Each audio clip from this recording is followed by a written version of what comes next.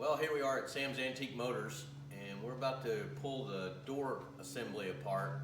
I did the driver's side door thinking I'd learn how to do it, and had a fair amount of difficulties figuring out how to get the window out. So I did a little research on some other fellow YouTubers, and I think I've got the sequence down, so we're going to try to do this one kind of start to finish and see if we can get it out relatively smoothly. So first step is to get the door panels off, and I do have a fancy little clip remover, and this needs to slide in there between the little washer and the handle. There's a little plastic washer on there, and it has to come in on the door handle side. It's supposed to be a little easier than this. There we go.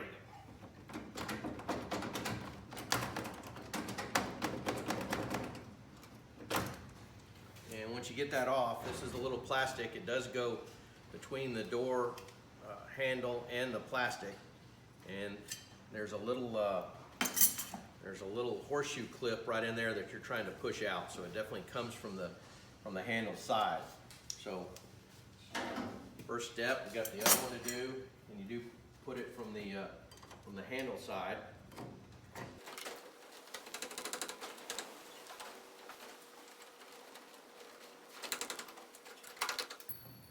There we go. Once it finally kind of finds its niche, it just pushes that little spring out, and you're good to go. Did knock the spring off of the floor, so I have to find that in a minute. Next thing is get the door panel off, and there's a couple of screws in the armrest.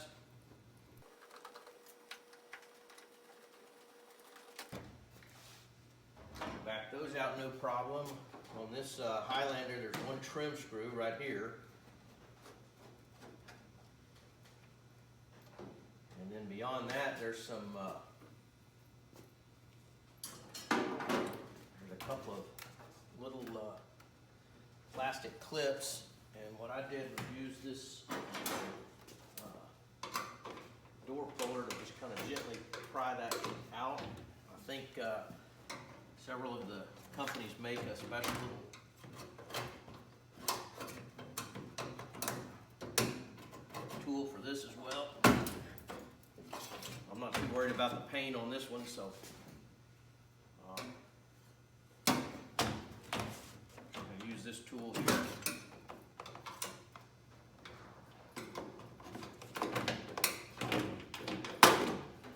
And once you pull those off, then this door panel comes off. So as you can see, these were already broken off. Actually, all of these were broken, but there's one there, 4 on the bottom, 4 on the top, and then that door panel just slides right off. So now that we got the door panel off, the next thing is to get the latch out.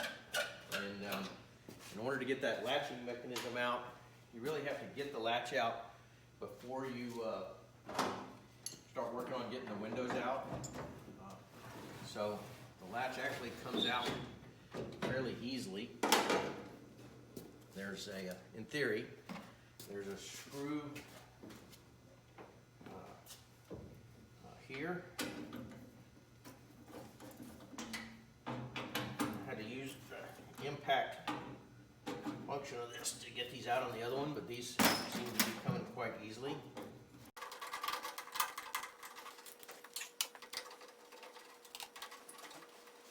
Now those 3 screws will let the latch out, and then in here there's a rod that connects the door right here, and it has a little flip up. On this side it's a flip down connector.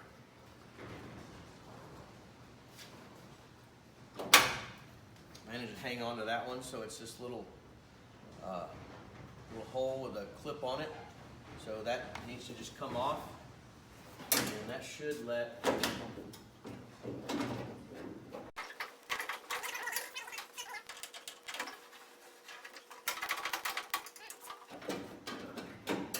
this forward window, this rear window channel is right in the way. So the next step we're going to do here is pull off, unbuckle this window channel. And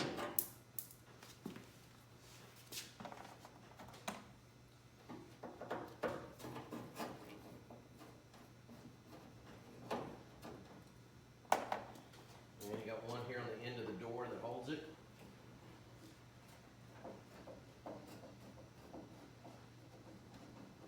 Remarkably, all three of these seem to be jumping right out of there without any trouble. I'm going to see if I can raise this window back up now. Get this window channel. Oh, forgot one thing. Handy to slide the lock cylinder out. And that lock cylinder just has a little spring catch on it.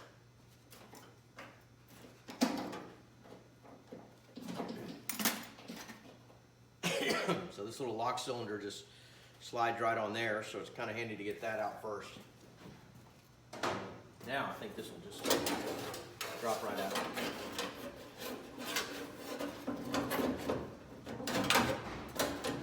You can drop that whole mechanism out intact. We'll clean that up and check the springs and restore that next. Then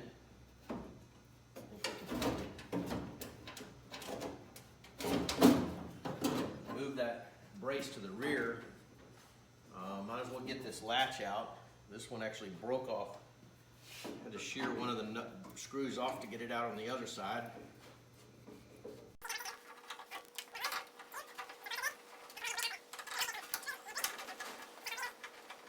Just fine.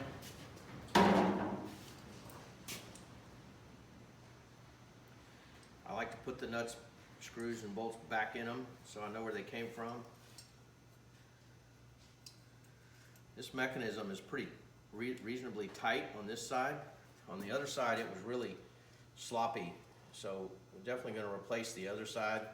This side's probably okay the way it is. We'll get it sandblasted and cleaned up, glass beaded and cleaned up, and then take another look at it. So we're going to put these screws back in here so I know where these all came from. These are special quarter 20 countersink screws.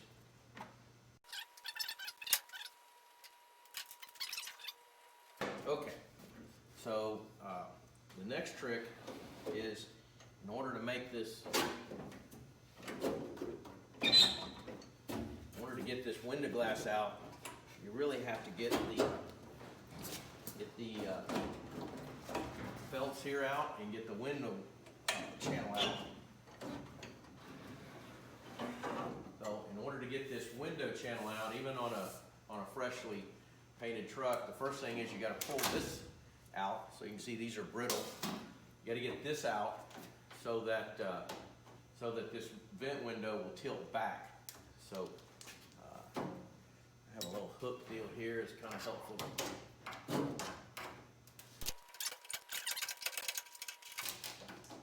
So we're just going to leave the rest of that in the door so the window will stay to it. To get this vent window out, there's 3 little screws right in the top of this, and these also are pretty special screws because they're the right length. If you they're only about 3/8 of an inch long, and they go into the forward 3 little aluminum, might be stainless, but I think they're aluminum brackets at the front, and hold that window wing in there.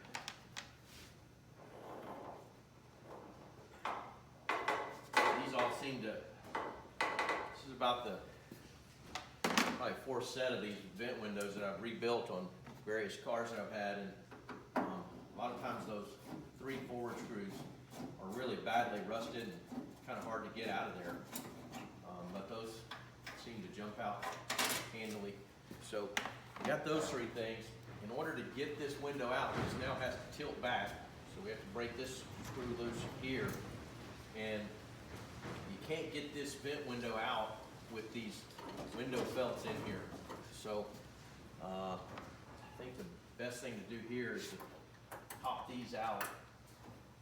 Again, I'm not too worried on the paint on this one, but if you had one that was, you were trying to do this gently with the paint, you probably want to make sure you tape off all these doors. This is a special little clip, and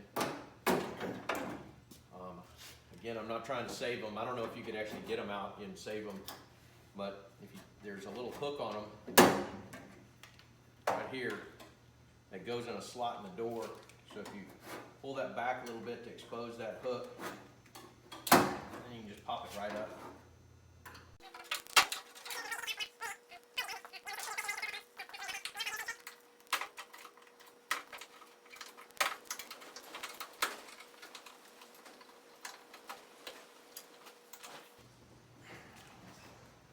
Trying to keep from ripping this hook through my fingers.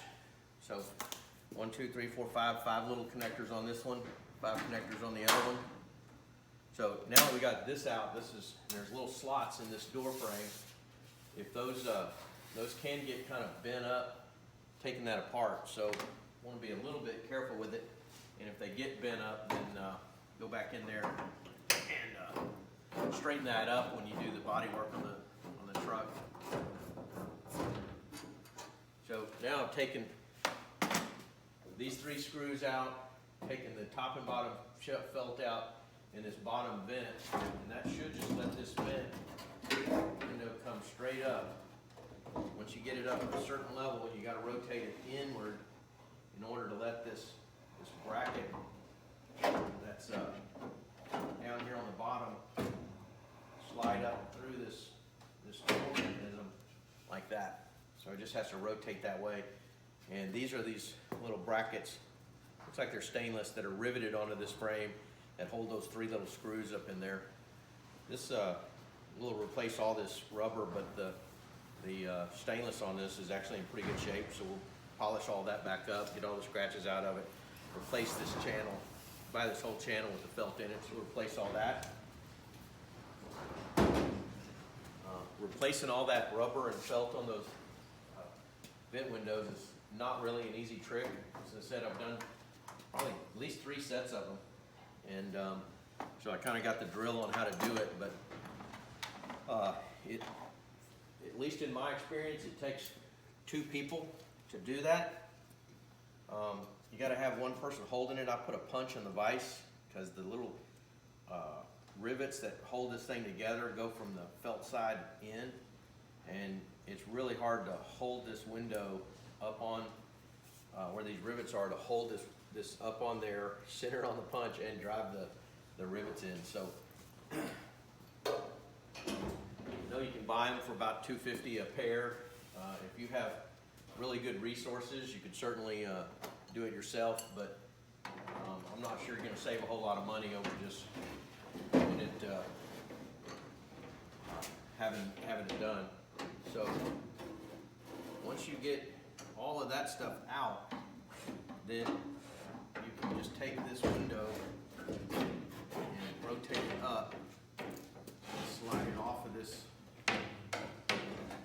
slide it right off of this track, and there you have it.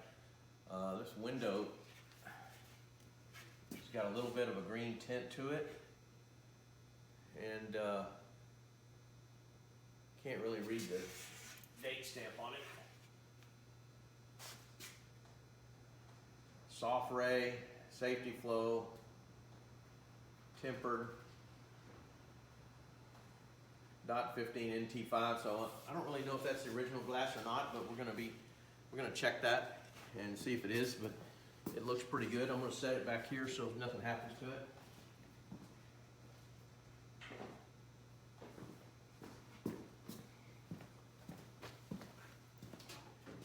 And then the last thing we're going to do is drop the window regulator out of here, and see if we can get these 4 screws, hold this in, and get these 4 screws out without any serious resistance.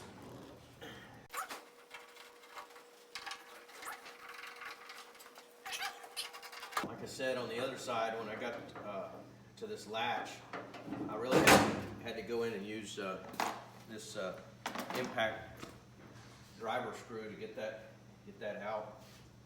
And I dropped one of the screws, and so it was quite a challenge to make that happen. But these all you want to just come right out.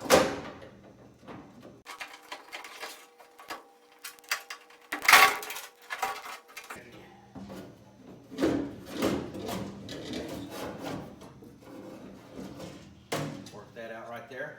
So these wheels have completely rusted shut. It's amazing the window's going up at all. All the grease is hard on it, so I think that's another item that you can replace it, rebuild it yourself, or just buy another one. And you're going to be at about the same cost either way. So the last thing to do is just get this door out, and I believe that takes it's either half or maybe 7/16. Got a little slot right in here. 7/16.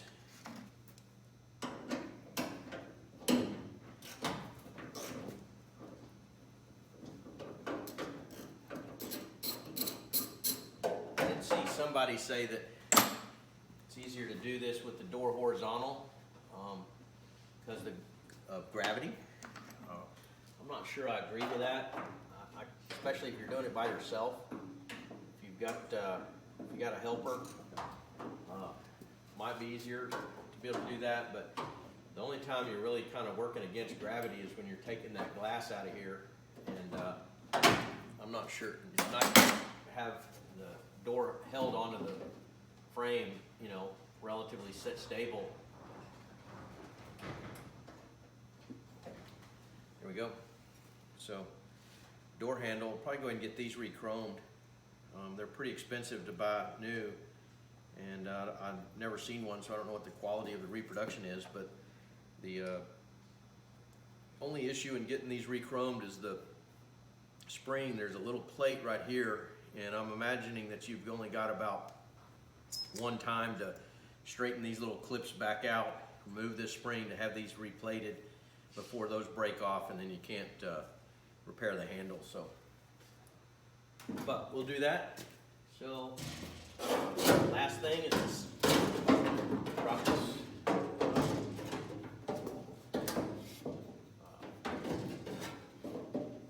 rear belt back in here,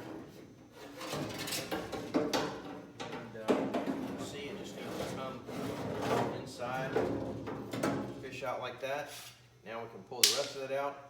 So this is the rear channel that, again, you're going to put the new felts in, and they don't rivet in, so that's pretty easy to drop in there. So with that, we've got that door completely disassembled, and now we're going to be ready to pull the hinges off and take this to the sandblaster.